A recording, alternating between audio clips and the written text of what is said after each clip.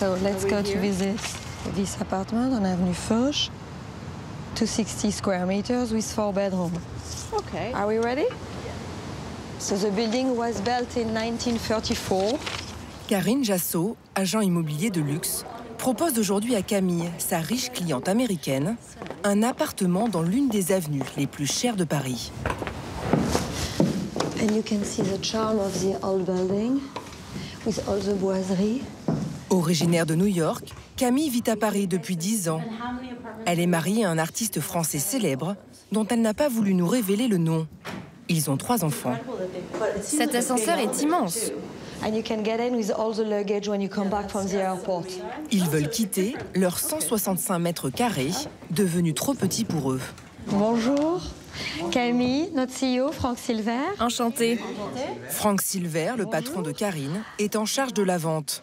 Dès le départ, il dégaine son meilleur atout. Et venez voir, on voit la tour Eiffel. Qui pourtant ne saute pas aux yeux. La vue est incroyable. C'est assez pour vous? Ah oui, c'est assez. C'est assez parce que je peux la voir quand elle scintille. Même si je ne vois pas toute la tour Eiffel, j'en vois assez. Ça me rappelle qu'elle est là. C'est super. 10 cm de tour Eiffel, plus 260 mètres carrés, égale gros budget. Le prix de vente, 5 800 000 €, sans les meubles. We have a spectacular dining room. J'adore. Qu'est-ce que c'est beau. Soit 22 000 € le mètre carré, plus du double du prix moyen à Paris. Je compte le nombre de chaises. La salle à manger est très importante pour moi, parce que là où on habite aujourd'hui, c'est bien pour mes enfants, c'est bien pour moi, mais ce n'est vraiment pas suffisamment grand pour recevoir des gens à dîner, ou bien recevoir nos amis de Manhattan qui viennent nous rendre visite. Actuellement, on est incapable de bien les accueillir. Did you see the beautiful moldings we got everywhere?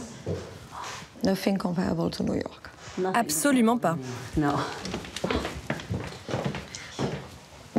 La suite parentale, de 35 mètres carrés, avec sa salle de bain et son petit coin pour les essayages du matin. Pretty woman, hein? La propriétaire est comme vous, une femme très élégante. Donc elle aime bien faire des essayages. Maybe from this side you see a little bit of the Eiffel Tower. If you take a bath, maybe. Camille aimerait habiter avenue Foch. Depuis le Covid, ce quartier est devenu très prisé pour ses grands espaces et ses vues dégagées. Les prix ont grimpé, plus 20% en 2 ans. So Camille, on this side, you get a shortcut and you go to Avenue Victor Hugo with all the shop, and just few steps away on Arc de Triomphe, you are close to the 8, so close to Triangle d'Or. Mais on est proche de l'avenue des Champs-Élysées? Of course. So everything is 10 minutes away. Pour ses visites, Camille privilégie le côté des chiffres pairs, le must de l'avenue Foch. On a vraiment 2 catégories. Quand vous êtes de ce côté, vous êtes plein sud, baigné de soleil. On va être bien au-dessus des 20 000 € du mètre. Côté ombre, on peut avoir de très jolis produits autour de 17 000. 5 000 € en plus par mètre carré pour l'option soleil. À Paris, alors que le marché de l'immobilier classique est en baisse, l'immobilier de luxe ne connaît pas la crise. Les ventes des biens au-delà de 5 millions d'euros ont bondi de 30% en seulement 2 ans. Les prix dans la capitale restent malgré tout plus attractifs que dans des villes comme Miami, Dubaï ou Londres. Ce qui attire des fortunes du monde entier. Aujourd'hui, la Cité de l'Amour est passée en tête des villes les plus recherchées au monde. Avec des records de vente, comme cet hôtel particulier, acheté pour 207 millions d'euros l'année dernière par Xavier Niel, le patron de Free. De quoi donner le tournis aux agents immobiliers qui vivent leur plus belle époque. Comme chez Sotheby's, l'un des leaders de l'immobilier de luxe. Pour le client, ce serait bien de l'emmener sur l'appartement que j'ai avec la terrasse. On parle de celui, il y a 300 mètres carrés à l'intérieur. Oui, et 450 mètres carrés à terrasse de plein pied avec la vue Tour Eiffel. Ouais. Il n'y a pas 10 terrasses comme celle-ci. Donc, Frédéric Arnoux vient de rentrer un 7 pièces dans le 16e arrondissement à 13 700 000 €. Malgré le prix, avec son collègue Stan Faria, ils sont convaincus de trouver rapidement un acheteur. Ouais. On a plus de demandes en ce moment. Voilà, c'est un peu les effets du Covid. Il y a des gens qui ont gagné beaucoup d'argent pendant les 2 années de Covid, notamment en bourse. Donc du coup, maintenant, ils sécurisent un peu leur acquisition et l'argent qu'ils ont gagné dans la pierre. Pour les investisseurs, la grande tendance du moment, c'est le clé en main. Un appartement tout équipé où il suffit de poser ses valises. Hop là. Donc là, on arrive dans la galerie d'entrée. Duplex 321 mètres carrés, 5 pièces, 3 chambres. Stan en a justement un à vendre, à 2 pas du Louvre. Le propriétaire a transformé des anciens bureaux en cet hôtel particulier très haut de gamme. Le prix, 10 500 000 €. Pour trouver rapidement un client, Stan a convié l'un de ses collègues, Alexis Chauvin, qui a un large portefeuille d'acheteurs étrangers. Donc ensuite la galerie qui donne sur le patio, qui entoure tout. Il lui fait visiter en compagnie de l'architecte qui a rénové la maison. Qui fait à peu près 35 mètres carrés. Donc en plus on n'a pas la vue. Aucun vis-à-vis, ouais. Ouais, on est vraiment tranquille. Ici, pas de vue Tour Eiffel, mais juste un petit bout de ciel bleu. Le propriétaire a donc tout misé sur l'intérieur. Meubles sur mesure, des pièces de collection comme cette jarre venue d'Asie, ou encore cette table laquée à 20 000 €. Il est même allé jusqu'à choisir les vins pour les futurs acquéreurs si nécessaire, parce que ça reste tel quel. Aussi, okay. Ouais, ça reste tel quel et il y a des beaux vins. Et là, donc, on va rentrer dans la suite parentale, qui est une suite parentale qui fait 100 mètres carrés. Mini frigidaire. Tout est prêt à l'emploi, jusqu'à ces draps italiens à 2 000 €. Un service ultra luxe à 33 000 € le mètre carré, un des prix les plus chers de Paris. Pas de quoi effrayer la clientèle étrangère qui ne veut surtout pas se lancer dans des travaux. C'est vrai que pour des étrangers, par exemple, qui vont venir ici, suivre le chantier, c'est quelque chose qui peut être très compliqué. La réglementation française pour déposer un permis de construire ou de déconstruire, ou si jamais j'ai besoin de mettre une climatisation, qu'est-ce qu'il faut que je fasse, la réglementation en copropriété. Donc le clé en main, c'est quand même, quand on a ces budgets-là, ça permet d'éviter beaucoup de problèmes. S'ils vendent le bien, Stan et Alexis partageront une commission d'environ 260 000 €. T'as un dossier, toi, là-dessus? J'ai toutes les pièces, le propriétaire m'a tout fourni. Maintenant, la seule chose à savoir, c'est que si jamais tu as des clients intéressés, il faut juste me prévenir un petit peu en amont parce qu'il faut que je dénonce le nom de tes clients au propriétaire. Avant de programmer la moindre visite, les agents immobiliers mènent une enquête pour vérifier l'identité du client et s'assurer qu'il est capable de débourser de telles sommes. Des grandes fortunes que certains agents immobiliers n'hésitent pas à les démarcher sur leur terrain de prédilection. Sur la place Vendôme, Anna Sherbinina, ancienne actrice d'origine russe, reconvertie dans l'immobilier de luxe il y a 5 ans, s'est fait inviter à une remise de prix organisée par le célèbre magazine Forbes. Ensuite, je vais appeler Solène Bocchiglioni. Il récompense les 40 femmes les plus influentes de l'année.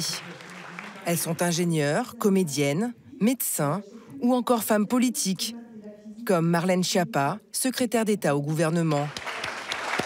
Ce soir, Anna espère bien trouver des gens fortunés, prêts à investir dans l'immobilier. Elle vient de repérer une lauréate, Anne Laurençon, directrice générale d'un géant américain de la tech. J'ai adoré votre discours. Moi, je suis ancienne actrice, agent immobilier, qui rêve de faire quelque chose avec le tech. Comment je fais pour avoir votre numéro? J'ai pas de... J'ai presque plus de batterie. Je veux bien votre email et peut-être aussi le numéro, parce que les mails, souvent, ça part dans les spams. Donc, un premier contact pour Anna. Je suis trop contente. Elle a créé sa propre agence il y a 2 mois seulement et doit tisser son réseau. Ce soir, elle joue aux chaises musicales. La voici quelques minutes plus tard, avec une chef d'entreprise et une femme d'affaires qui travaille pour une banque japonaise. Alors, c'est simple, tout ce qui est le plus beau, le plus raffiné, le plus dingue, je l'ai. Je te jure. 16e, 7e, Marais, Montmartre. Vraiment. Tu me dis, je veux ça, ça, tu l'as. Dans la mesure que ça existe humainement, tu l'as. Il faut que tu notes ton numéro. On va déjeuner ensemble à Trocadéro. Bonsoir. Un peu de champagne quand même, à célébrer les femmes. À nous les femmes. Ce qui est important, c'est d'être dans un bon endroit. Mais après, c'est les gens qui se rappellent de vous. Vous n'avez pas besoin de raconter les salades, etc. Je pense que les personnes essaient et sont les choses. Voilà. Donc, le premier contact est crucial. On n'en a qu'un, première impression. Et après, certainement, je vais écrire certains que je rencontrerai ce soir. On va se rencontrer et je suis certaine qu'on va faire de belles choses ensemble. Pas de piste sérieuse pour ce soir. Anna repartira avec une dizaine de contacts. Incroyable, ça va? Mais l'ancienne actrice ne compte pas s'arrêter là.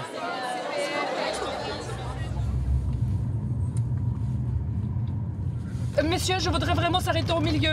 I want to be in the middle. Anna veut impressionner son invité, qui pourrait lui rapporter gros. Parfait, monsieur. On peut s'arrêter là. Gio Elou, la star des agents immobiliers de Californie. Voilà. Je suis sans voix. Quelle vue! Gio est la vedette d'une télé-réalité américaine qui cartonne sur Netflix. Selling the OC raconte le quotidien d'agents immobiliers qui vendent les plus belles villas de luxe. En termes de confiance, sur une échelle de 1 à 10, je suis à 15. En vacances à Paris avec sa femme, il en profite pour prospecter le marché parisien. À Paris, j'aime la pluie. C'est tellement romantique. Il ne pleut jamais chez moi. Il pleut 5 fois par an. Comme beaucoup d'Américains, il a redécouvert la capitale française grâce à la célèbre série Emily in Paris. Paris. Oh. I just need to know, are you on my team or not? La série raconte les aventures d'une jeune Américaine mutée à Paris qui évolue dans l'univers du luxe et de la haute couture. C'est une série très populaire aux États-Unis. Ma femme est complètement addicte. La dernière fois qu'on était à Paris, elle est restée à l'hôtel et a regardé toute la saison. Mais je lui ai dit, mais viens, on sort, on est à Paris. En fait, cette série fait grimper en flèche l'intérêt des Américains pour Paris. Toutes les femmes qui la regardent disent à leur mari, je veux moi aussi aller à Paris. Je veux acheter un appartement. C'est devenu à la mode. Anna espère établir un partenariat avec Gio, dont l'impressionnant portefeuille de clients pourrait l'aider à faire décoller son chiffre d'affaires. Elle lui présente un premier appartement à 5 500 000 €.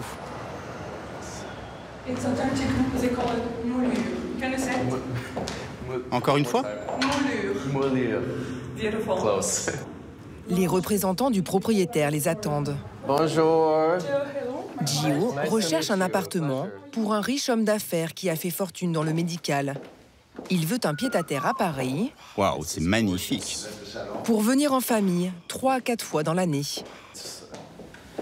They have 3 meter 40, which is really very nice hauteur, ce plafond. And the finishings are really kind of great. Marble, beautiful. Dans les 280 mètres carrés, il y en a partout. Dans la cuisine, dans toutes les salles de bain, jusqu'aux toilettes. Un demi-million d'euros, rien que pour le marbre.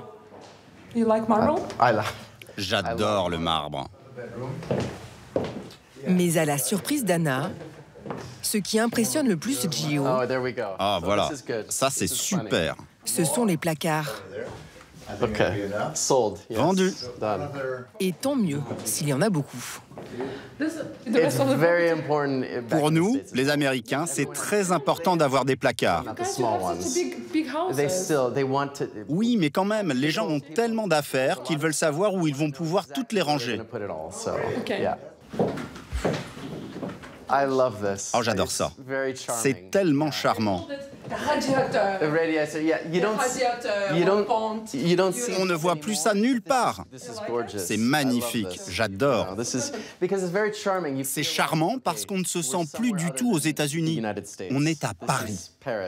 Mes clients qui cherchent à acheter à Paris ne veulent pas du moderne. Ils ont déjà ça chez eux. Ils veulent quelque chose d'authentique, comme ce parquet, comme tout ce qu'il y a dans cet appartement. Ils veulent de l'authenticité parisienne. because you can have Parisian with, parquet who make noises, or windows with, it's not maybe that's what you're looking for, right? You're still looking for a comfort. Du neuf confortable, mais authentique. Grâce à un dollar plus fort que l'euro, les Américains sont plus nombreux à pouvoir s'offrir un petit bout de Paris. Finalement, le client de Gio ne fera pas d'offre sur cet appartement. Anna va devoir continuer ses recherches. À Paris, le marché est saturé et les constructions sont rares. Alors un nouveau type de bien est devenu très prisé et s'arrache à prix d'or. Ce sont des lieux à rénover entièrement, avec une grosse plus-value à la clé. Daniel Giton est marchand de biens. Il possède un hôtel particulier, niché dans une impasse dans le 16e arrondissement. Il espère le vendre à Florence, chef d'une entreprise de produits cosmétiques qui cherche des biens dans lesquels investir. Celui-ci fait 400 mètres carrés sur 5 étages, le tout pour 4 700 000 €.